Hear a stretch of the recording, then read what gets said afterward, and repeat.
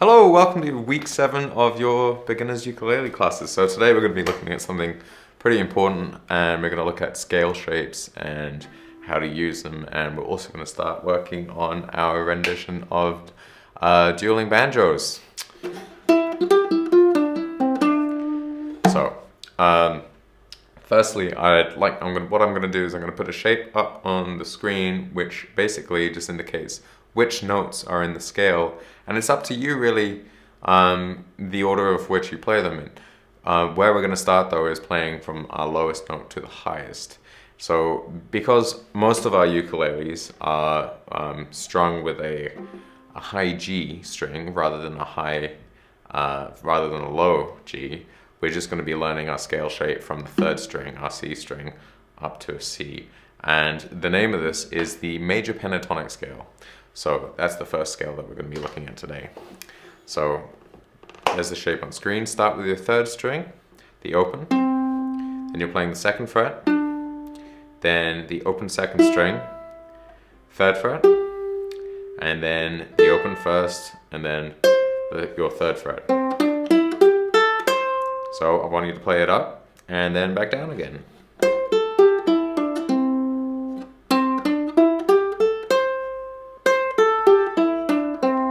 There we go. Let's try that together. 1 and 2. We're going to be playing in 8th notes.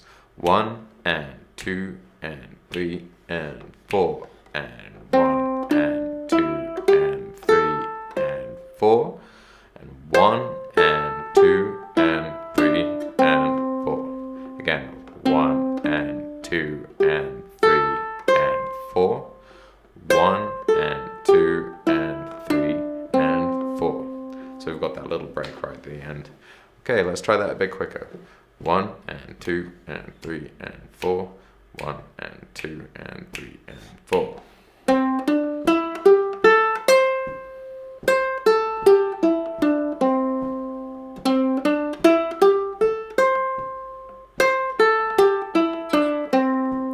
Let's try that a bit quicker again. 1 and 2 and 3 and 4. 1 and 2 and 3 and 4.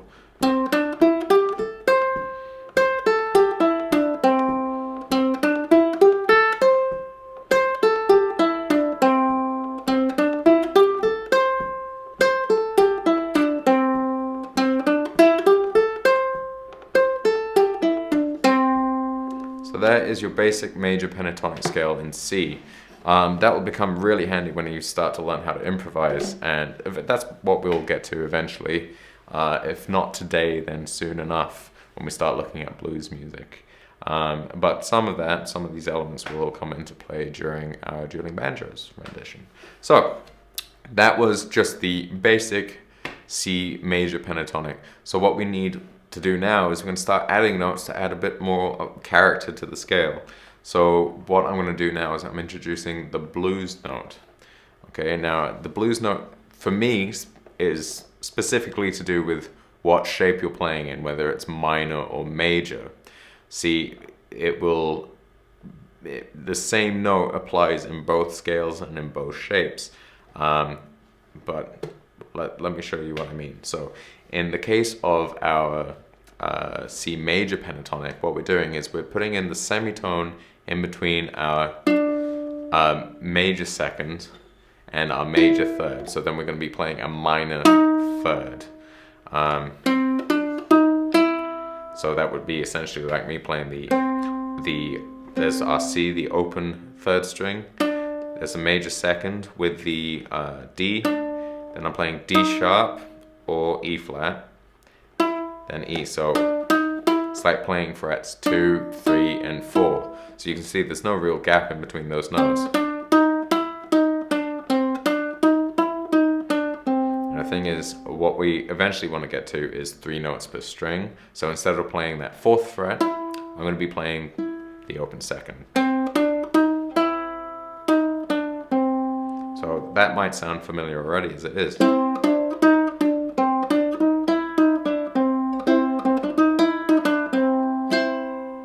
Go. Right, so that's one of the notes that we want to introduce. Now we're going to be introducing the minor 7, which is actually on the 1st fret of your 1st string. Right? There's the shape on screen now. So I've just changed the symbol for any of the added notes. So our blues note, there the minor third has got a cross for it, and then also for our minor seventh. They don't fit in with a major sounding tune, but they do work in a blues context.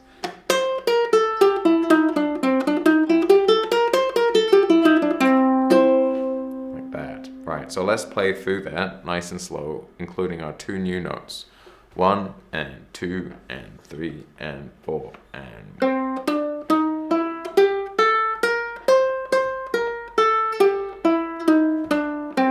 So no gap this time. 1 and 2 and 3 and 4 and 1 and 2 and 3 and 4 and 1 and 2 and 3 and 4. Again, 1 and 2 and 3 and 4 and 1 and 2 and 3 and 4 and 1 and 2 and 3 and 4. I won't count this time. 1 and 2 and 3 and 4 and...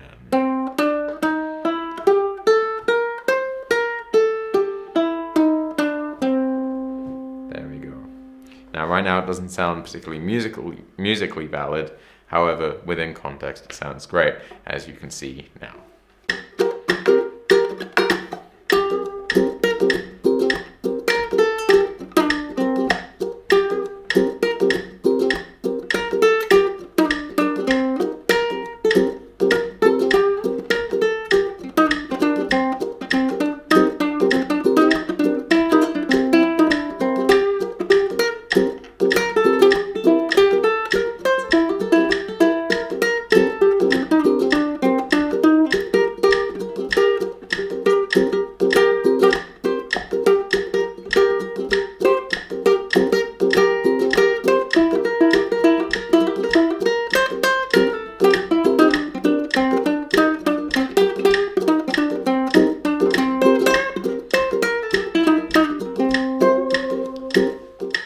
Right, so that is our basic blues scale, our major blues scale in C. There's lots of things that we can do with that, but for now we're going to leave it right there. I'd like you to practice this now and again, just to sort of really cement the scale, almost as a muscle memory, because we're going to be working with it quite a lot in the future, as well as in our tune today.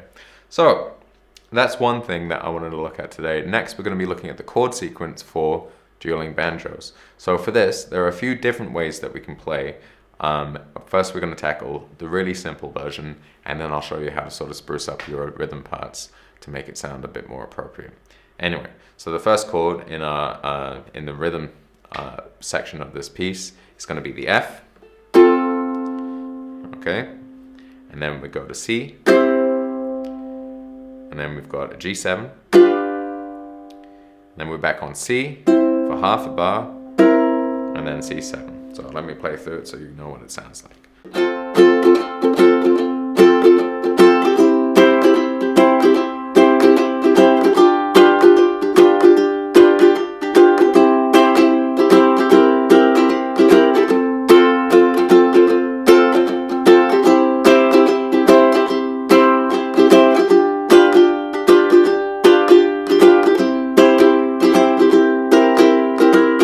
Just like that.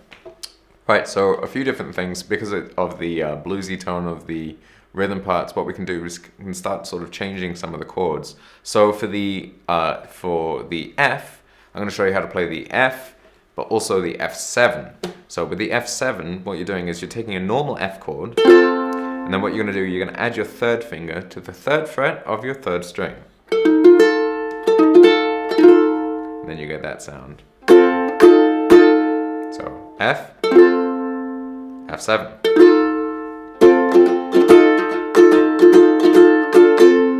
So that's for the F, that you can play around with that. Now for the C, what we're going to do, we're going to use our C5 that we looked at last week, and I'm going to show you how to make that sound a bit more bluesy. So rather than just playing,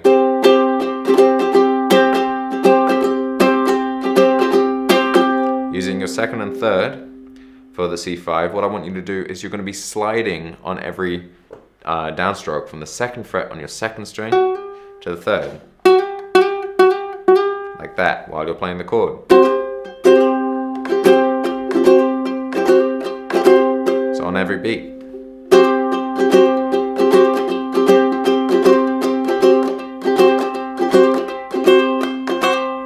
So in isolation, it sounds like this. With the chord. Like that. And that could work for your C7 as well.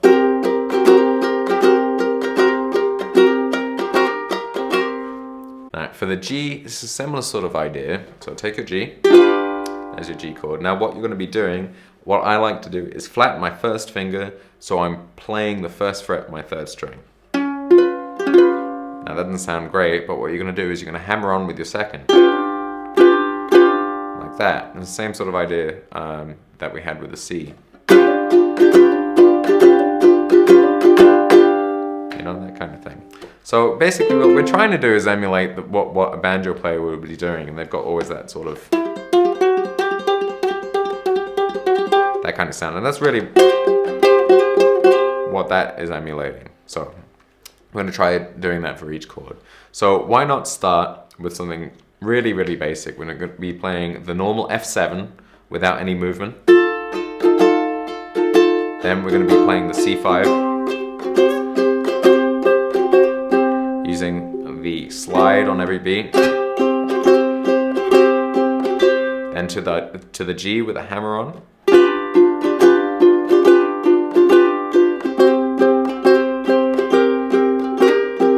And that for the C as well after that. So why don't we try that together nice and slow. 1 and 2 and 3 and 4 and going to the C.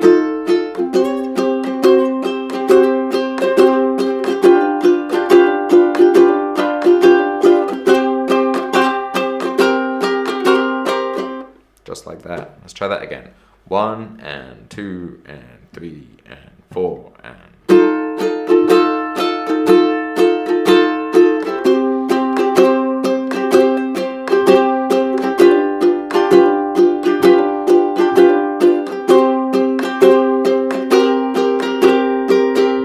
like that. So you can kind of hear what's happening there.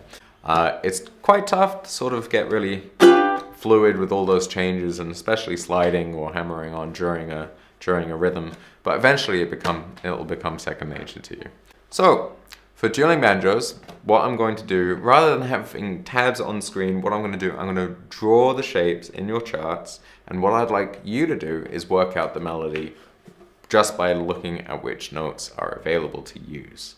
So that means this shape will be all that's given to you when you're trying to learn the first part of our melody.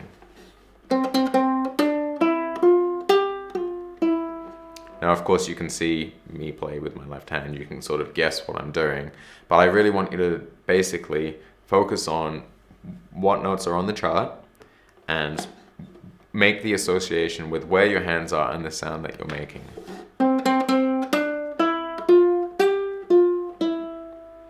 So by nature, this tune is all about mimicking what the other player is doing. It is a duet piece.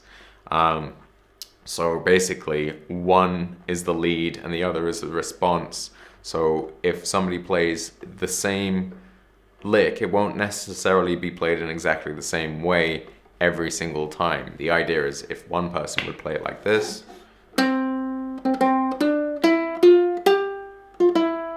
all the notes are the same, however the rhythm is different, and that's what you need to be able to just copy. So that's why we're not learning it in lick form today, and just by the note form, and hopefully you can sort of hear what you need to be doing different each time. So why don't we try a couple of different versions? So hopefully by now, I'll play it one more time for you, you'll be able to know what the lick is. And that's the basic way of playing it. So I'm going to try playing it a couple of different ways. I want you to try and copy me. So I'll give you space to do that.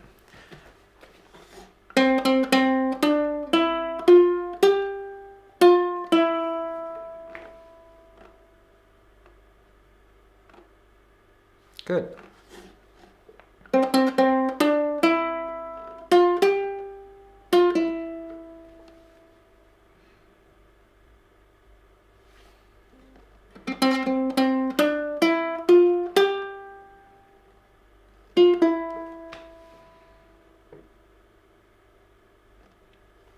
Good job. Right. So we'll be learning the next lick in the same format. Now, that first lick that we just played is over the C chord, okay, if there were backing. However, there isn't, but the tonality of it is in C. Now we're going to the F. So our starting note is F.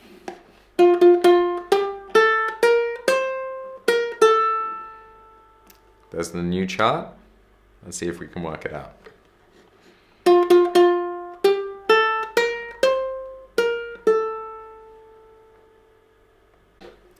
One more time.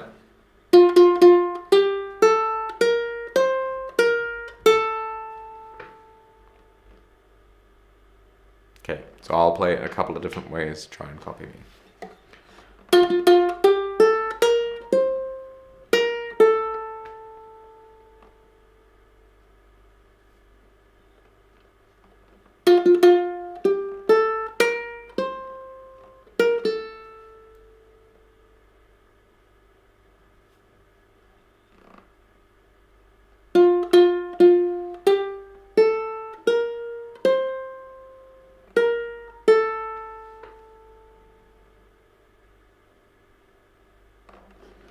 Okay, great. Now let's try the last lick. Now the tonality of this next lick is in the G. It's in the part of the G7. So now we've got another position change like we had in It's a Heartache a couple of weeks back. And there's the chart. So I'd like you to try and follow the notes from the chart only without sort of picking out any other notes, and try and work out this lick as well. So.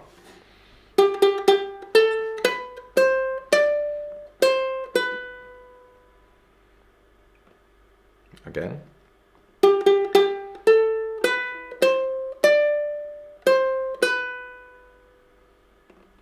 So just as a little help, what I'm doing is I'm starting with my second finger on the 3rd fret. So I've made that position change. So really that's the anchor to where I am, is where my second finger is. So I can play above it 2 frets using my 3rd and 4th. So my 4th is now playing the 5th fret, and then my first finger is always going to be playing the 2nd. But see how you can fit your fingers into that shape so you can play this lick. So let me play it for you one more time.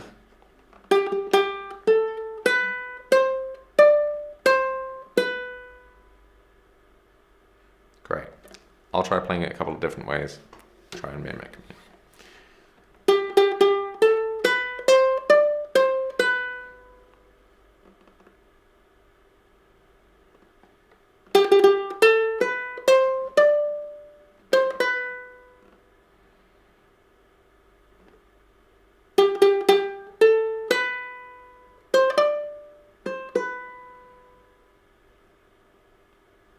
Great. So that is the first part of Dueling Banjos. So let's try and play that together. I'm going to be the lead. I'm going to play one of the licks, and I'd like you to copy me.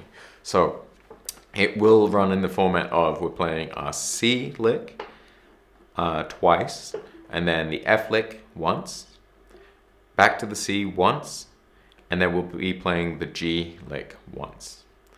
And of course then, after that, I'm going to teach you the next rhythm part, but we'll get to that. So let's try the call and response.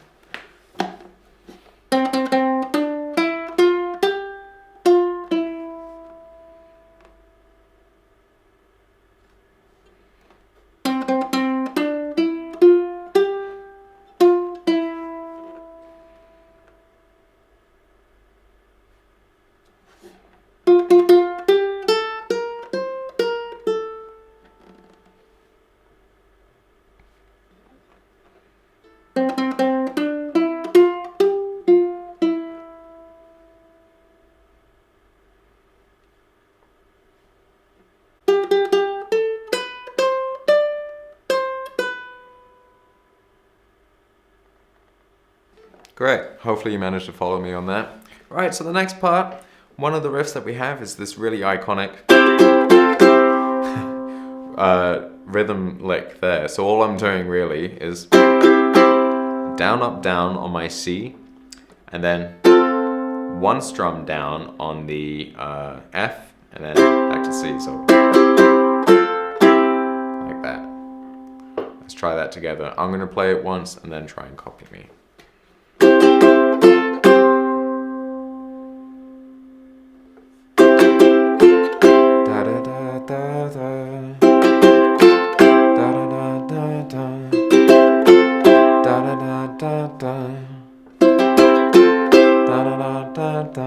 So that's the sort of rhythm of it. It'll happen a few times, but whoever's leading decides how many times. It's sort of like a follow the leader kind of tune. Okay, so that's the first part. I don't want to try and tackle the whole song quite yet because it is quite difficult. So what I want to do, we're going to be playing through the lick arrangement followed by that rhythm riff we just played, and then we'll go into the rhythm of the song at separate times. Okay, so we'll start with licks, the rhythm lick, and then followed by the rhythm part where we play F, C, G, C, C7. Great, so let's try that together with the call and response.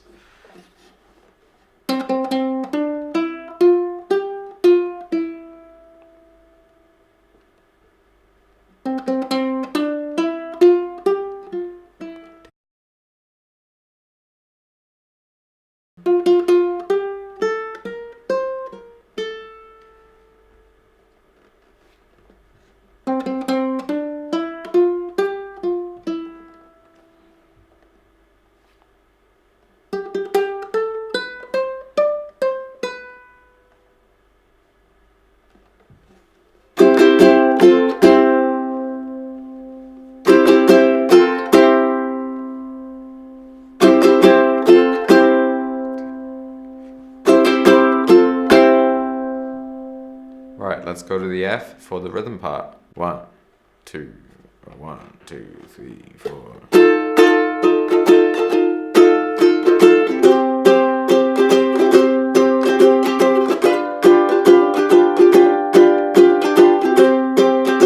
And again.